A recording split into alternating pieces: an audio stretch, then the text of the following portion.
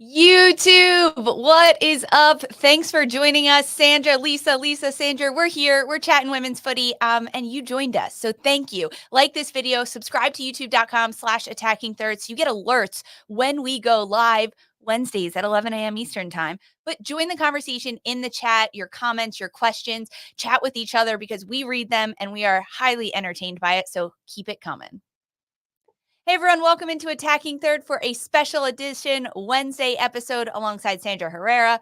I'm Lisa Carlin. We are live on YouTube every single Wednesday, 11 a.m. Eastern time. And of course, you can listen to us as a podcast anywhere you get your podcasts and watch the show on Golazo Network Mondays and Thursdays with Jenny Chu, Darian Jenkins, and Sandra and I are always there as well.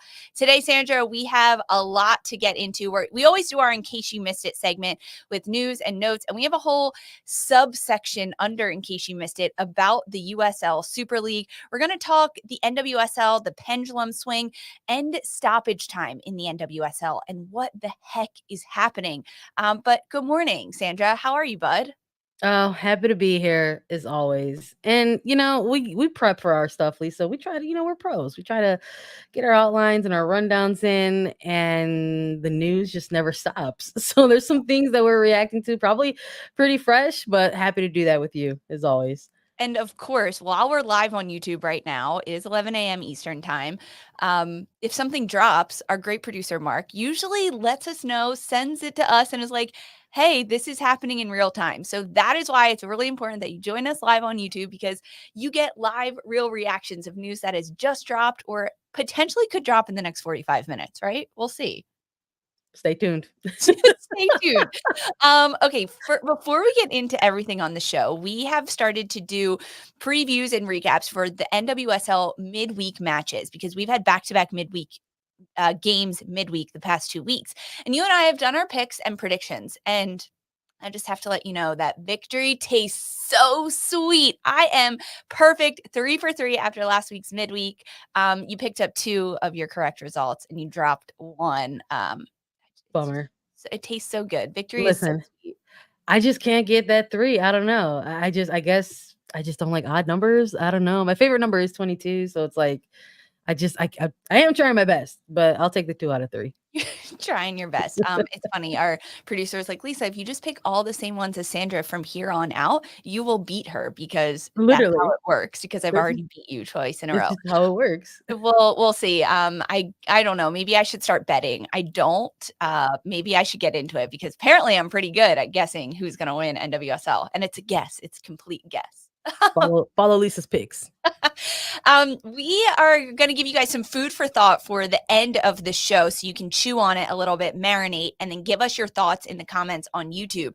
In the USL Super League, there are 8 teams that will start in August, and 7 of them have already been named. The one city that hasn't been named is Washington, D.C. So what should Washington, D.C.'s USL Super League team be named?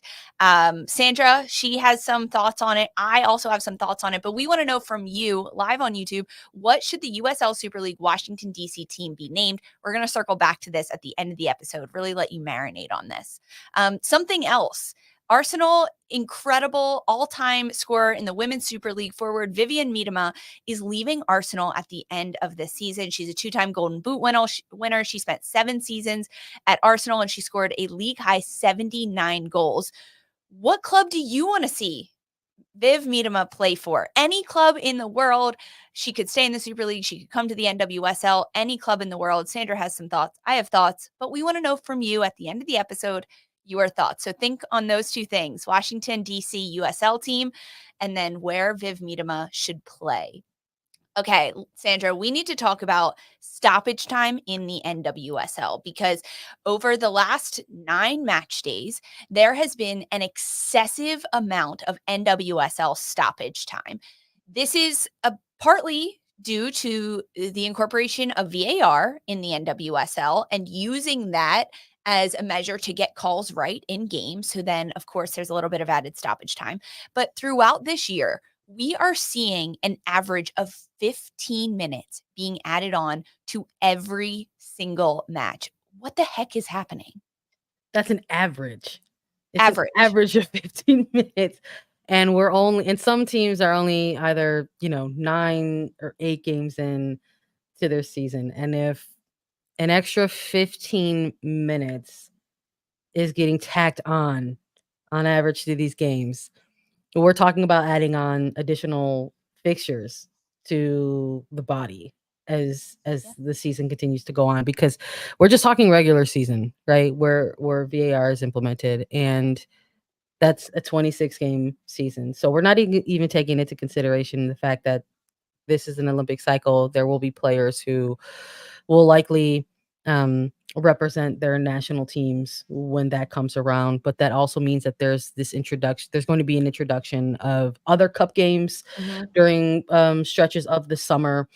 We've got the Summer Cup that's coming up for NWSL and Liga MX Femenil, and they're going to be going head to head. People are really excited about that. The Women's Cup has reintroduced some of their iterations that are going to where NWSL teams will participate in that as well.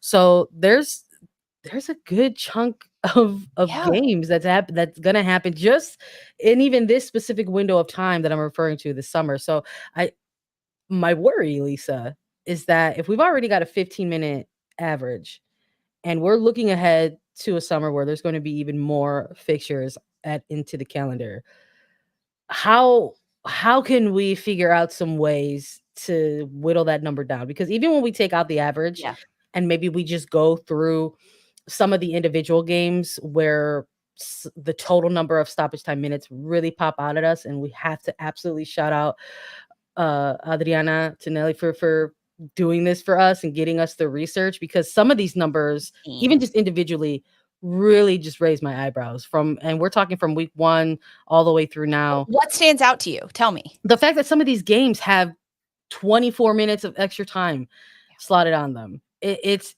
so wild to me that these games have just an extra quarter of a game tacked onto these players and their legs. And look, folks are going to have feelings about the officiating aspect of it, but those are extra minutes on those officials' legs as well. Yeah, exactly. You have to take into account the officials. So when Adriana gave us this research document that basically said every single match, whether it was the first half or second half, how much time has been added on, the average of that, right, is 15. And all of these teams have had a 3-match week. That is an extra 45 minutes. That is an extra half of football that they are playing. And that's just on average. So over 6 games, they're playing an extra game, if that makes sense. And I've talked to a number of NWSL coaches about this and what it means. And it changes how they train in terms of maybe they're going lighter because they played an extra 25 minutes in stoppage time. So it's not just 90 minutes, 90 minutes, 90 minutes, but then you throw in an extra 45 minutes of stoppage time. So maybe training's a little lighter, but also maybe training's a little harder because they have to be fitter to not only play 90-minute matches, but to play 120-minute matches, because that's essentially what we're getting at. It's crazy. I just can't, when I'm sitting there at the end of a half or the end of a game and I'm watching and all of a sudden I'm like, okay, I like to guess, because hello, who doesn't like to guess? I'm like 5, 6 minutes. That's how much it should be. And it is always 11, 12, 13. It's ridiculous. Double digits. And it's just wild to, like I said, even having gone through some of the weeks specifically, there's 1 to 2 games per week where it crosses that 20-minute threshold. So week 1 we had 2 games where teams played over 20 minutes.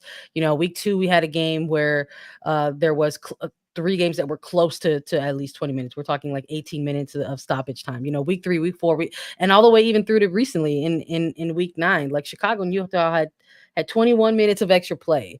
Louisville and the Spirit had 22 minutes of extra play. It's starting to stack up. Yeah. And I think that is what is most worrisome about it, that this is actually becoming consistent versus evolving and growing and shortening. Exactly. So one of the things that also stood out to me is the amount of goals that are happening during this time. In the first half, 4. In the full stoppage time, 18. So a total of 22 goals have happened in this stoppage time. Then I started thinking, okay, how many of them have affected the outcome of matches, right? So if Portland scoring in stoppage time this past week and they're already up 3-0, a 4th goal doesn't matter, right? That's not going to change the game. 3 different times games have been decided by a stoppage time goal that have resulted in a tie. So now a team that was supposed to win all 3 points now has to split points, or vice versa. 5 different times it has resulted in a win for these teams, which is that's a lot. That is 8 different Oh yeah. matches affected by points. William Galt, who's joining us live on YouTube right now, he put out there that VAR is supposed to be clear and obvious. What's taking so long?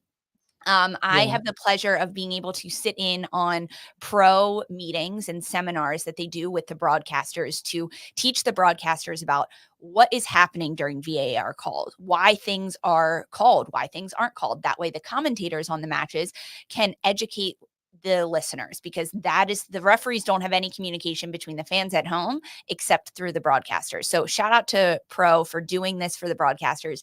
It is so helpful.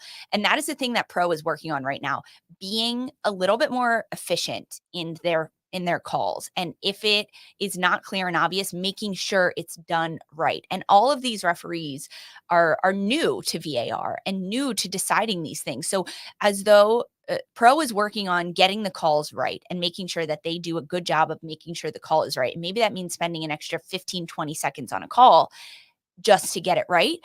But now that they've done this and we're seeing VAR in the NWSL for a second year, they are now working on getting it done quicker and more efficiently. So it is a conversation that is happening in Pro, and we are all aware of it. So I just want to put that out there. I think that's important info. I'm glad that you have that to share, because Mhm. it's become a little bit of a hot topic, and not in a bad way, just in that it's generating a lot of buzz, and conversation around the league this year, and Yeah. shout out to everyone joining us who are absolutely putting in their 2 cents as well, and that's the kind of reach that it has, like that. Folks who are just general fans of the league are tuning in and noticing that it's not a one team specific theme, that No, it is absolutely every everything. single team has been kind of on the suffering end of the stick when it comes to added extra Yeah. time. So we'll see. I think it's important that that you added all that, but that you also know that this is actually the second year of VAR implementation, and is there going to, how is that going to look like, in Yeah. terms of the improvement? I think that's the biggest burning question, right? I feel like Clear, it's clear and quicker than it obvious, was last year. maybe that's part of it. How's the communication going Right. between the team? Do the referees have the adequate resources that they need to make, these decisions as streamless as possible? I'm sure those are all questions that I have, and that I would Right. would like to know. Is there something that's missing for them as well to support them, right? That the third team on the pitch, to make sure that they're doing their jobs efficiently as well. So I don't know. Yeah. Hopefully we get some answers sooner rather than later. It's more just, I mean, I think at the start of the season, it was a little bit funny. It was like, wow, 12 minutes, what's happening? Yeah. And very, very quickly it became, okay, this is a concern for the players Yes. and their injuries and the amount of buildup and minutes on the body that this is doing. So I'm glad we chatted about it and could dive a little deeper on it, with some numbers to kind of back it up that we had, which was pretty cool. Yeah. All right, don't go anywhere, everyone, don't go anywhere, because we're going to be right back. We've got plenty more Attacking Third that we're chatting. See you soon. There are some things in life that you can't quite explain. An extraordinary story. Maybe it sounds flawless, looks effortless, or makes you feel like a part of history. The first ever goal for BFC. And when all of those phenomenons come together, it's perfect. Pitch perfect.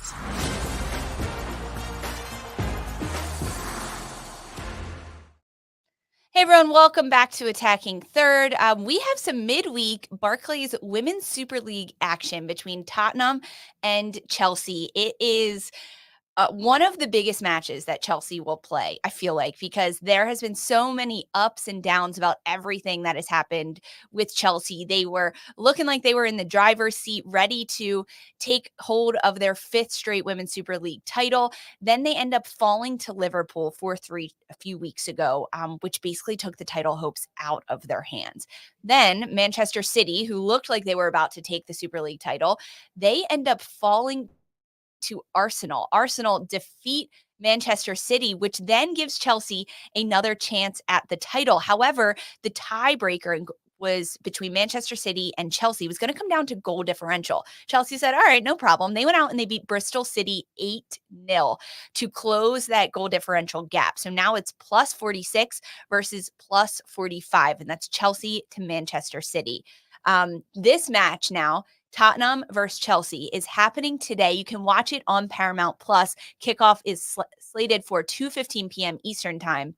And we have to talk about everything that this match is going to bring, because Chelsea has a chance to take one step closer to the title. Meanwhile, Tottenham, they are coming off a tough FA Cup loss, 4-0 to Manchester United on the weekend, where they really struggled to put together an offensive performance against United. Now we have a chance to watch these two sides go against each other, with Tottenham really playing for pride, redemption against that FA Cup loss, and Chelsea playing for a chance at the title. Sandra, what do you make of this match? I think it's do or die for Chelsea. I think there's a lot of excitement around the possibility of things coming down to the final match day for the top two teams, as it has been for the last couple of campaigns. A lot of exciting things down the stretch to look out for. But there's this unique kind of speed bump, for Chelsea before they get into that final game. So this is part of the reason why we had Emma Hayes in front of all of the home fans saying it's not over. So I think there's a big opportunity here, and I think when Chelsea has a big opportunity in front of them, they are typically capable of seizing that opportunity. I do want to see a competitive match. I think we might get one. I mean, look, this is a Spurs side that hasn't had a loss, in their last 5 games, but they haven't had a win in their last 3 either when it comes to Women's Super League. So I think sounded so positive initially there. You were like, they haven't had a loss. You got to keep it real, right? I mean, it's like no loss, but you also haven't had a win in 3 games. Like, and now you're going up against Chelsea. And look, everyone wants to try to close out their season as positively as they can with a lot of momentum, looking ahead to the future. But, I don't know if this is going to be the team that really delivers the final blow to Chelsea's hopes, essentially, because this is it. This is what's left for Chelsea to win.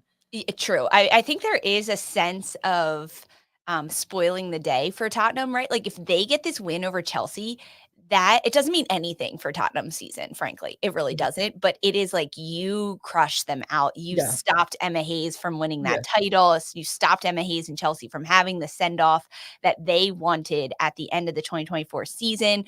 I think there's something to be said for that. And Tottenham, coming off that FA Cup loss, they had a really hard time. They didn't register a single shot on target. They did have a shot and a really good opportunity that skimmed off the crossbar, but it was just not enough against United. And frankly, Chelsea is a much stronger side than United, and Chelsea has much more to play for. I mean, a title on the line for United in the FA Cup was a lot, but Chelsea, they want this title. Emma Hayes wants this title more than anything. And a victory for Chelsea against Tottenham would put them at the top of the table, tied on points with Manchester City. Chelsea, they are without Lauren James for this match. She's still dealing with that foot injury. Mayra Ramirez is also still out with that hamstring issue. Does that affect Chelsea at all, Sandra? Who's winning? Give me your final prediction.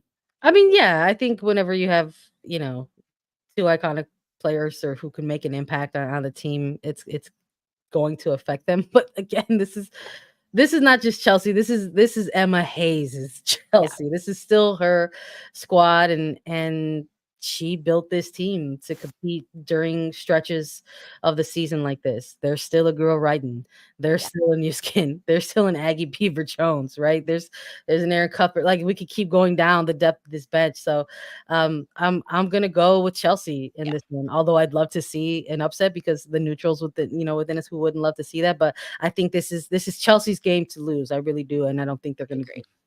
I agree. I am also going to go with Chelsea on this one. And I think it'll be narrow. Honestly, I really think that Tottenham is going to try to make it very difficult Right. for Chelsea to score. And by narrow, like 1-0, maybe a 2-0 for Chelsea. But ultimately, I'm going to go Chelsea with the win. So we both have Chelsea winning. That means they jump to first place because The goal they will have differential. the goal differential. So they're now tied on points if they win today. Chelsea and Manchester City are tied on points at 52 at the top of the table. Chelsea sit in first place with that goal differential. Right now, it's 46 in favor of Chelsea, 45 for Manchester City. Then on the weekend, Chelsea will play Manchester United and Manchester City will play Aston Villa. That will be the title race. Yep. And at that point, I think that Manchester City is still going to sit Yeah. atop the table at the end of match day 22 in the Women's Super League and lift the title over Aston Villa. Yeah. They just have to get a couple goals in on them because they'll be tied on points. It then will come down to goal differential. Manchester United is too good defensively to go against a Chelsea side. So I think Chelsea get the win in midweek, but then ultimately City win the title. What do you I think? love that you're looking at because we won't be able to make that prediction, right? So No. we're making it now. No, and listen, I'm just gonna keep it short. I agree with you as well. I think it's exactly gonna play out like that. I mean, you only touched briefly on Manchester United, right? We're talking about the team that can maybe deliver that upset. Maybe it's Man United. They're coming off of that big FA Cup win. Mark Skinner Exactly. said, "I'm not leaving here without something." And so shout out to the Red Devils because they went out and they picked up the FA Cup, and maybe they're going to be motivated by that. Maybe they're going to say, okay, we'll be the ones to deliver the Exactly. death blow. Well, our poll right now on YouTube saying that 92% of people joining us live on YouTube right now think Chelsea boy. is going to win. We'll see. Hope we're all right. Exactly. They take on Chelsea against Tottenham, the penultimate game in the Women's Super League. A chance at the title for Chelsea today at 2:15 p.m. Eastern Time. You can watch it on Paramount Plus. Okay, NWSL we are 9 weeks into the season, and to start the NWSL 2024 season, we had teams that were red hot, looked like they were going to be unstoppable, unbreakable, and just ride to the top, that have fallen off a little bit. We also have teams that started really sluggish and slow, and we were shocked at the lack of performances that teams, players, positions were putting out there to start the season. So let's talk about the NWSL pendulum swing. Let's start with teams that started off hot started off cold and are now hot. So this can be anything, players, teams, positions. We kind of left this open for the masses. But Sandra, what is something that started off really cold in the NWSL and is now heating up? I mean, look, I think let's just touch on the most obvious one to start. It's Portland Thorns for sure.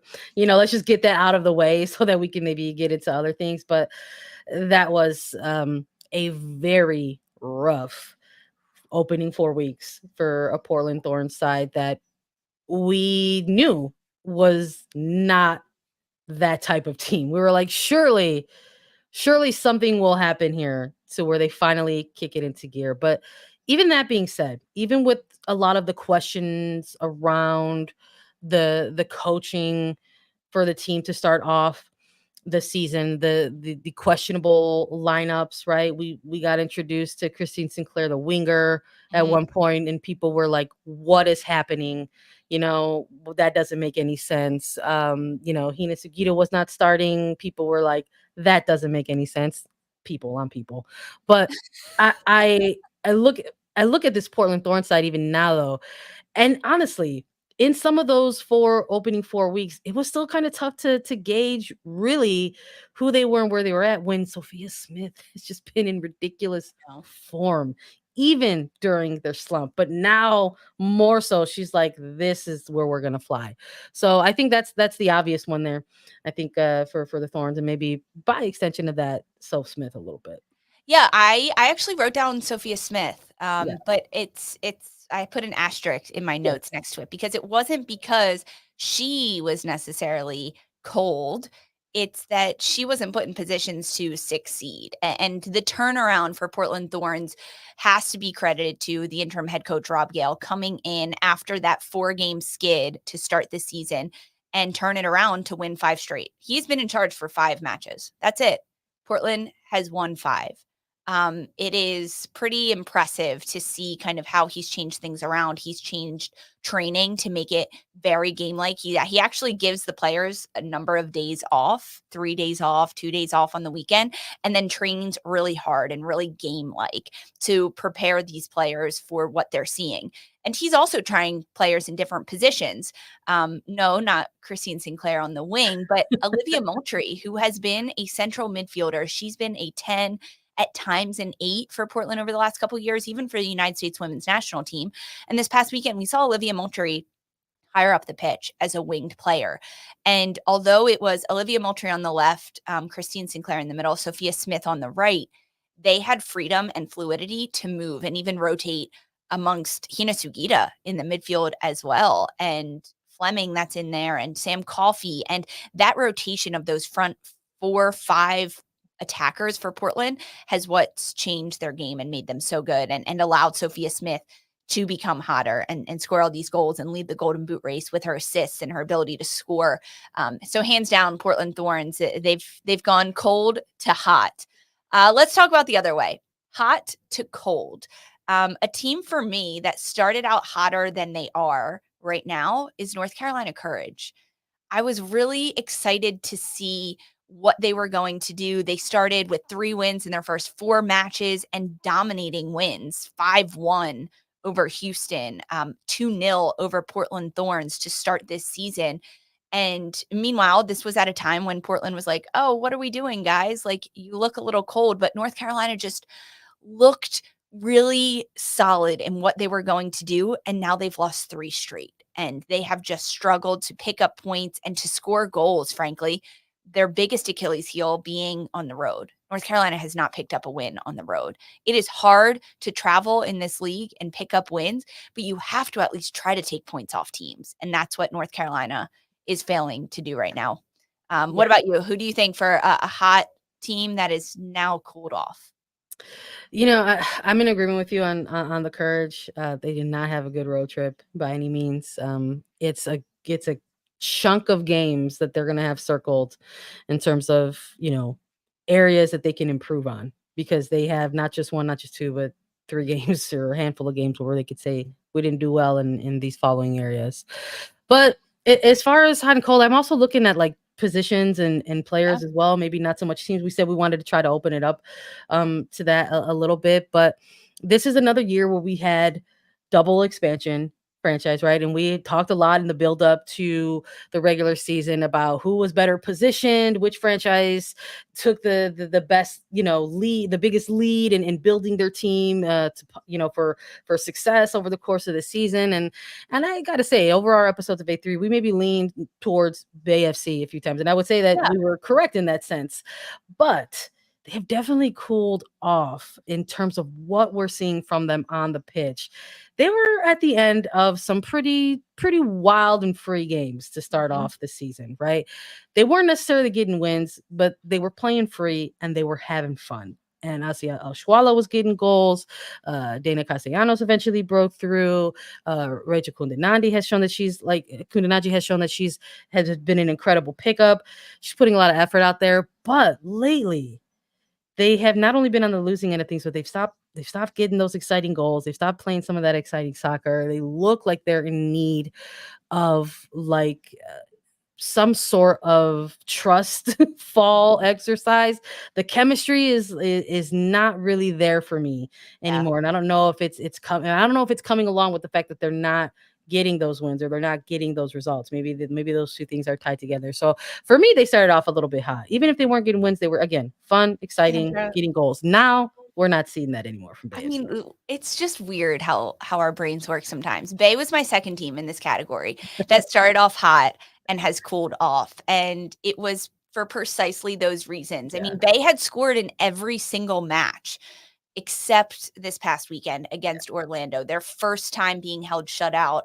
And Orlando stays undefeated, getting the 1-0 win over Bay FC. But yeah, that is a team that they're trying to find their identity. That's why they were my second team in this category, because as an expansion side, I feel like we got to throw them a bone a little bit and say, like, you get the first 4 months of the season to like figure out what you're doing and how you're going to come together.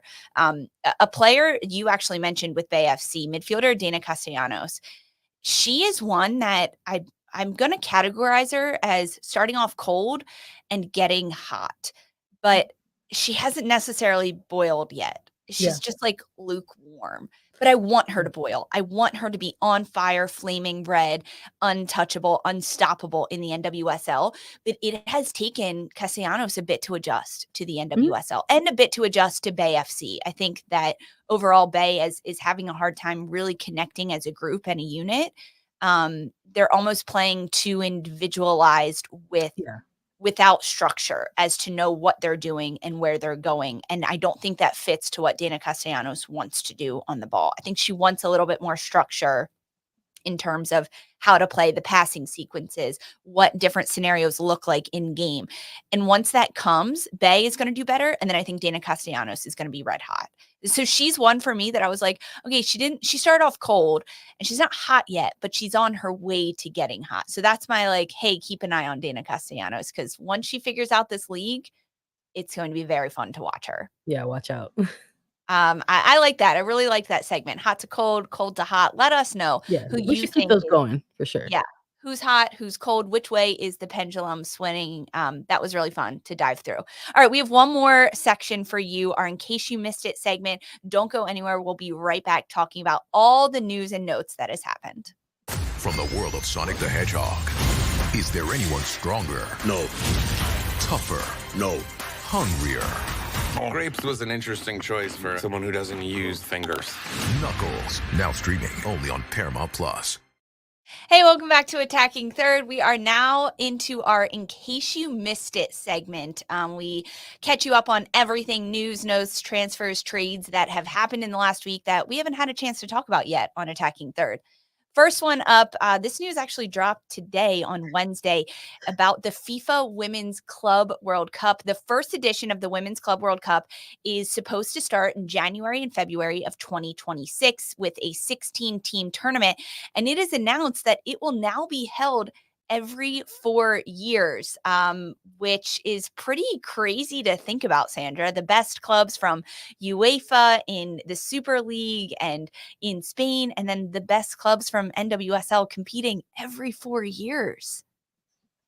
Yeah, I think if you're going to call it a World Cup, you should have it every 4 years. I mean, maybe that's just simplifying it, but the more the details come out around the Club World Cup, I think the more excited we're getting. For sure. Because this is one of those things where we're just like, what's really missing from the women's game is if we get a chance to have an actual Women's Club World Cup. And now it's happening. And now it's going to get, really kicked into gear. I'm going to pay attention to it, probably get as excited as we always do for just the international World Cup. But look, I think it's going to also allow a window of time for hopefully clubs to be able to prepare for that. Because obviously with the certain teams who qualify or, meet the standard to participate in this competition, we'll need time to kind of weave that in to their season when it does come around every 4 years. And match congestion, things like that. But I think it'll be a really, so entertaining, Absolutely. but a really good test to see, I don't know, like how good is 2023 New Jersey, New York, Gotham FC compared to Barcelona? That's the match I want to see. Lisa. Barcelona's going to smack them. But 2023, so it's a different team. I'm not talking about this year's Gotham. Incredible. That's what I want to see. Incredible. I love it here so much. You're my favorite. I would buy tickets to that match. Hands down. I would too. I would too. Well, sitting there with my Watch NWSL hat and getting cheering for Bonmati and and we would watch NWSL hat and be like, God, Bonmati's amazing in person. But you know who we would get to see? Bonmati and Periuelo against Esther Gonzalez. Yeah, there's all the fun, like little intricate things too, right? The national teamers going head to head now that they find themselves another squad. Oh gosh, well, we'll keep you updated. It's supposed to start in 2026, and then every 4 years, as that's what FIFA reports today. Women's World Club Club World Cup every 4 years. All right, we have some other news. Midfielder Clara Schilke, who is formerly known as Robbins, has retired from the NWSL. She was the 9th draft pick out of Florida State in 2023 to North Carolina Courage. She made 3 professional appearances before very unfortunately suffering a torn ACL last year.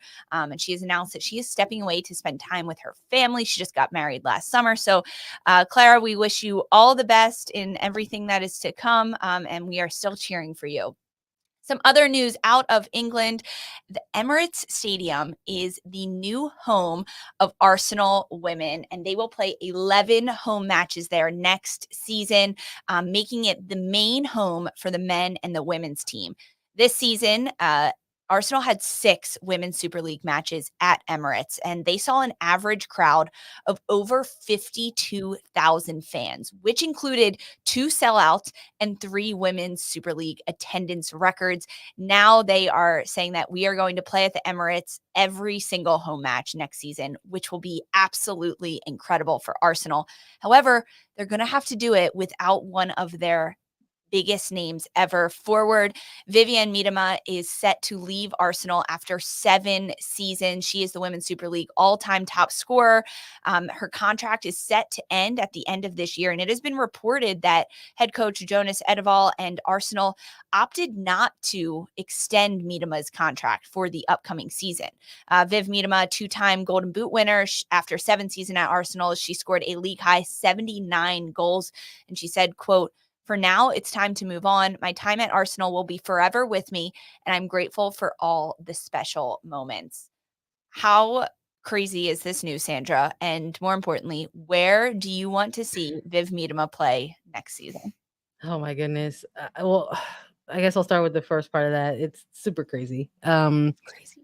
It's wild to think that a player that's become so much of an icon for Arsenal is just now going to move on. I think that's really the other part of this headline is the fact that fans are feeling a certain type of way about it, and they should be, because they're saying, all right, so there just was no offer to this player. And the sports business side of it, where folks our supporters are saying, okay, so you're just gonna let her walk for free 99. Incredible management here. Nah. So like there's rightfully some reactions, let's just say, to that. But I think in as far as the surface level reactions, for me, tough. It's gonna be weird to not see just ripping it up in an Arsenal jersey. And where I want to see her, I mean, well, the rumors and reporters saying possibly Man City, that's also very tough, because how do you ultimately allow a player to walk away like that, and B, to a rival essentially, is not great. But does this player also just want to move on? Is there a layer of that? Is this player ready to go ahead and say, I'm ready for a new challenge. I'm ready to try something else. She's had to work her way back from ACL. It's been a struggle there, but this is a player that's incredible at her position, a bucket, when we're talking about getting the ball in the back of the net. Only 27 at this point. She's Has young. football in front of her. So if it ends up being that Miedema's to a rival in Man City, wow, watch out.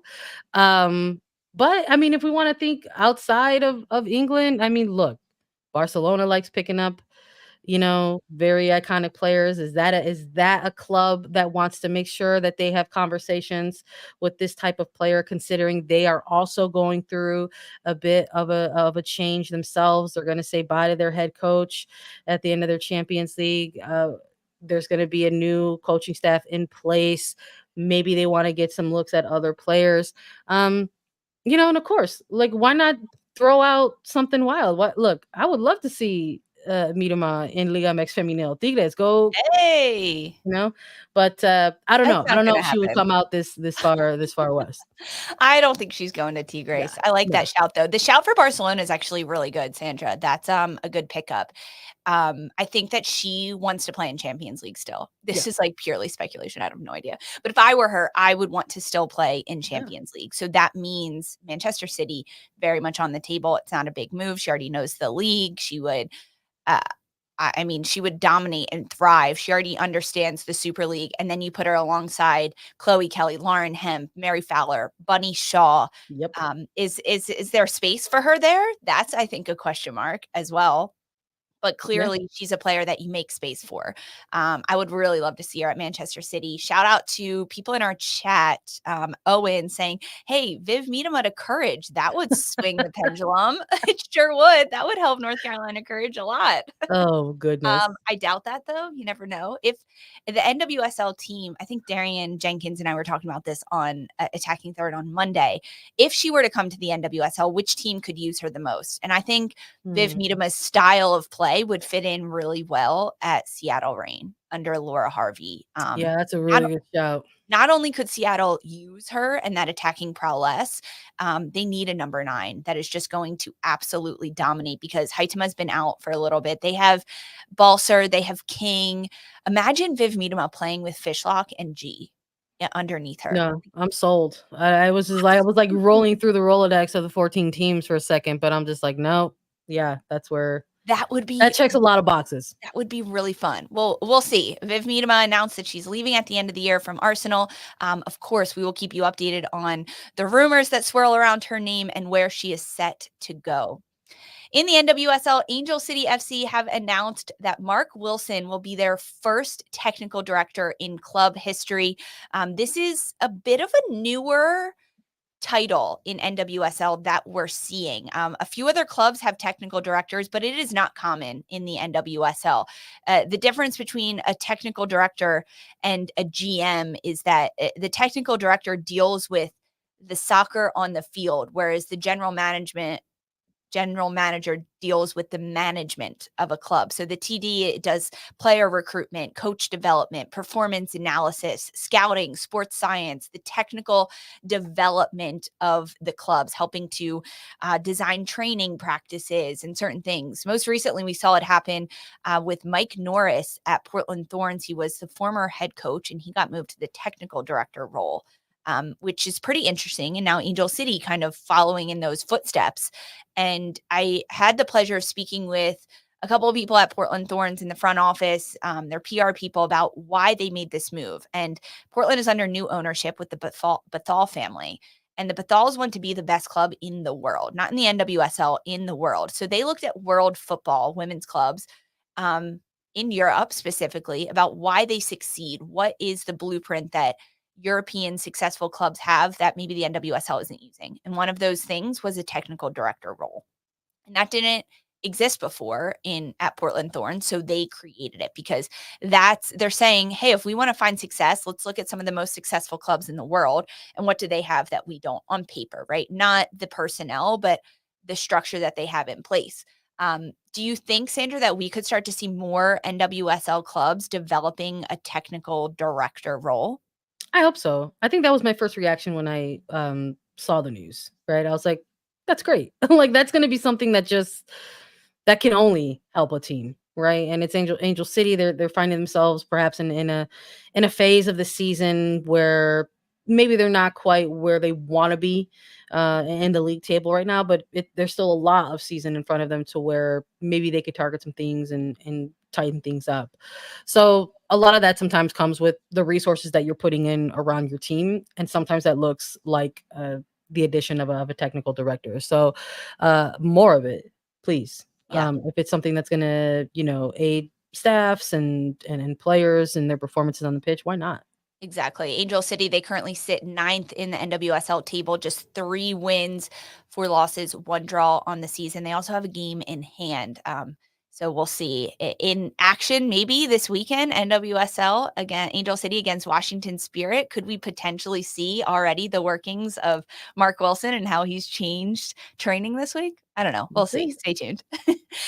We have a big milestone tracker that we need to give a shout out to. Wendie Renard, the legend. She becomes the first player, men's or women's, to wear the captain's armband for Lyon in 300 matches. Woo! Congrats, Wendie Renard. Yeah, absolutely. I'm giving the salute to her for sure. Look, it's massive. We had to get noted. Give her congratulations. We're both doing that here. Folks in the chat are doing that as well. Also, just because that is such a ridiculous milestone, it's probably one that we're not going to see many players get to make with a singular club. So, absolutely, congratulations to her. Huge for Wendie Renard. Some other news. Washington Spirit announced their first ever radio partnership. 13 of their regular season matches will be broadcast on ESPN 6:30 a.m. in DC. This is like a little bit of niche news, but I think this is very cool. Let's Very celebrate. cool for a Washington Spirit club to announce that they are going to have home radio broadcasts, because if you are driving in the car or anything like that, you can now listen to it. I think like the car is kind of the only place people are like, yeah, let me turn on the radio. But as someone who is a pretty proud sports fan, I like listening to my home announcers more than national announcers on certain sports.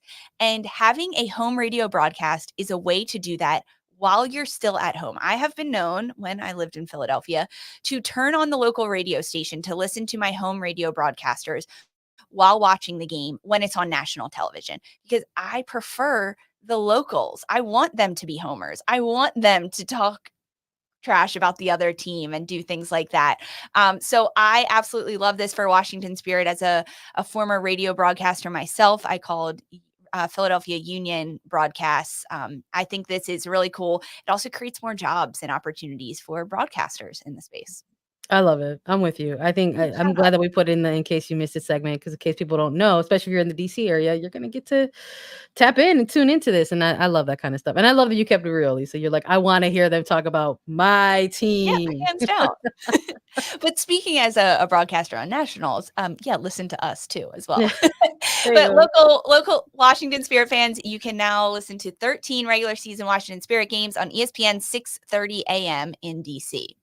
All right, the USL Super League has made some signings. We've been talking about it. We've been wishing for it, and we finally get it. Carolina Ascent, they end up signing 4 players: midfielder Taylor Porter, forward Riley Baisden, defender Kellyanne Livingstone, and midfielder Jill Aguilera. This is the first 4 signings in Carolina Ascent history, bringing in a bit of everywhere: defenders to midfielders, forwards. All of them have played in the NWSL at some point. Kellyanne Livingstone, she is out of Georgetown. She did enter the draft. I believe she signed with the club, but now she's going to play in Carolina. And Puerto Rican international Jill Aguilera, who has spent a lot of years in the NWSL, she will now be with Carolina Ascent. Spokane Zephyr FC, they have made their inaugural signing of midfielder Marley Canales. She has been on the Seattle Reign roster for a bit, and she's out of UCLA. Fort Lauderdale United FC signs their first player, midfielder Felicia Knox, out of Alabama. And then Dallas Trinity FC, they have announced not any player signings yet, but a GM. This name might ring a bell. Chris Petroselli has been named Dallas Trinity FC GM. You will know him from the Chicago Red Stars. He was their head coach from 2022 to 2023. He is an incredibly successful collegiate coach, 2-time National Coach of the Year, and NCAA championship coach from 1995. A huge history of success under Chris Petroselli, and now he gets to lead a team as a GM. But we're finally getting some big signings in the USL Super League, Sandra. About time. I look, I'm very excited about this. More soccer, please. Always in my face. We are 2 people who have jobs where sometimes we spend half the day watching soccer. It's part of the gig, and this is gonna be part of that equation now. But at the same time, we're going through these announcements. We're going through these player signings. We're tossing up polls about, hey, what should the DC team be called? And we're talking about how Dallas Trinity have hired a GM, and it is May 15th.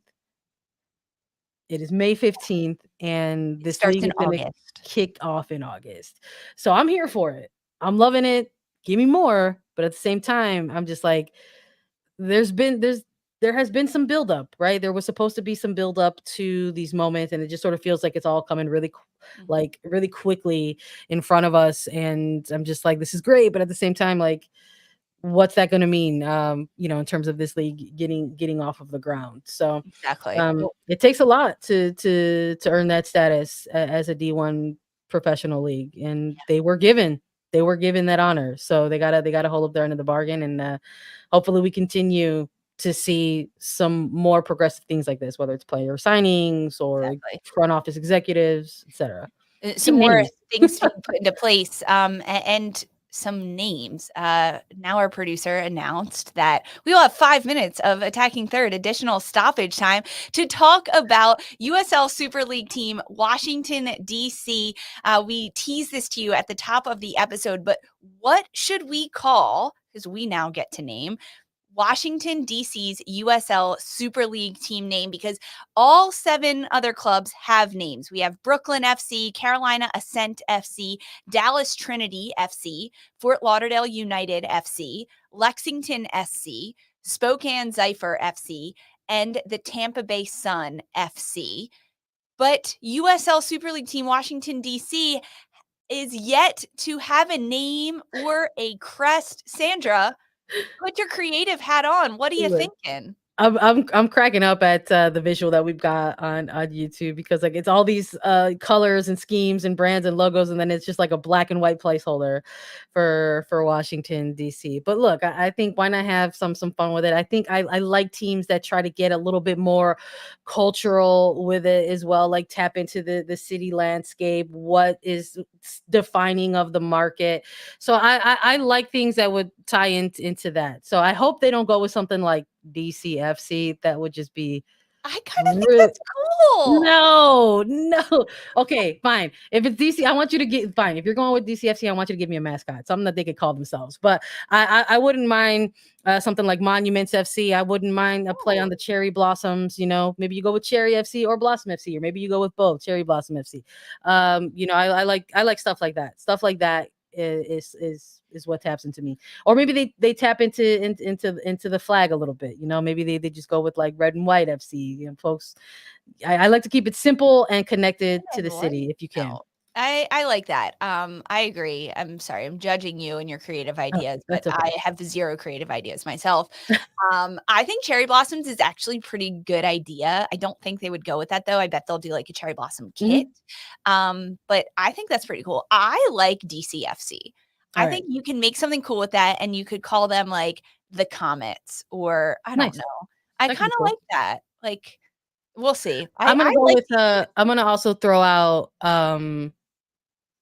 like the Gavel, like Gavel FC or something like that, or like Gavel United or something. I like that. I kind of like that for like democracy. Yeah, and I can't wait to see folks in the stands with their gavels. That sounds dangerous. You could get like a blow up gavel and like hit the inflatable ones, the inflatable ones. Well, we asked you all who joined us live on YouTube at the top of the show, what do you want to see the DC team named? All right, so let's see some of your best options for the USL Super League team and their Washington, D.C. name. We have Matt Osmond, who put out some really good suggestions on our YouTube channel. The DC Swamp Monsters. Incredible. Hey, why not? I like it. Incredible. Matt, you also put out there the Washington Filibusters, which then, as you post this, people were like, would they be called the Phillies? Lisa wouldn't like that. I was reading these comments while I'm on the show and kind of spun into that. Yeah, we can't call them the Washington Phillies. That would be absolutely terrible. That doesn't make any sense.